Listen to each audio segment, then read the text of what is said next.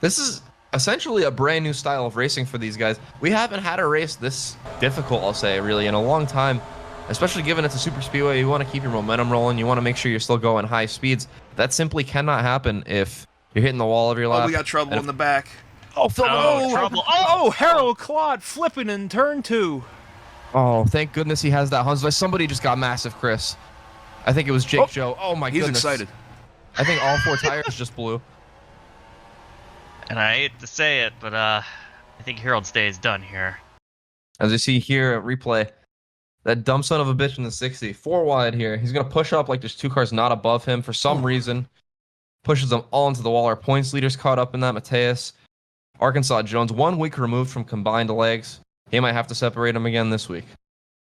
And then eventually this 60 car makes its way back down the hill, and unfortunately Harold had nowhere to go. He got into Mateus. Florida man hits Harold. He flips several times. Thank goodness that he has his Hans device finally, because otherwise that could have been real bad. Oh! And then, Fragile Fred absolutely erases Jake Joe. That is a big, big impact. Asiago also hit that 5 car in the background.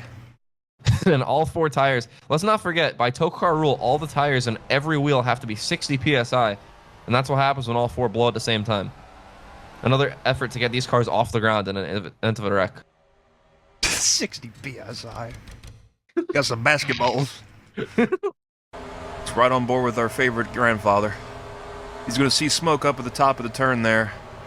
Checks up a little bit. Mateus but just starts to wash down to get out of his situation, and then Harold just slams into him, and then he gets ran into. And then he's just going to get stuck on the lid there. Can't be good to have all that blood pressure going to his poor little head.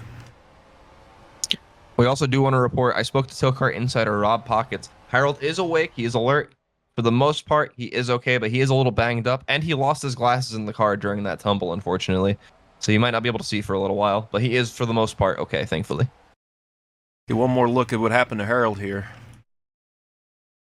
Mateus just coming down the racetrack. He gets into the back of him, and then Florida Man is the one who's going to get into the passenger side of the 96 and start making him tumble. He almost caught up there and collected Mateus again, but looks like he's going to avoid it.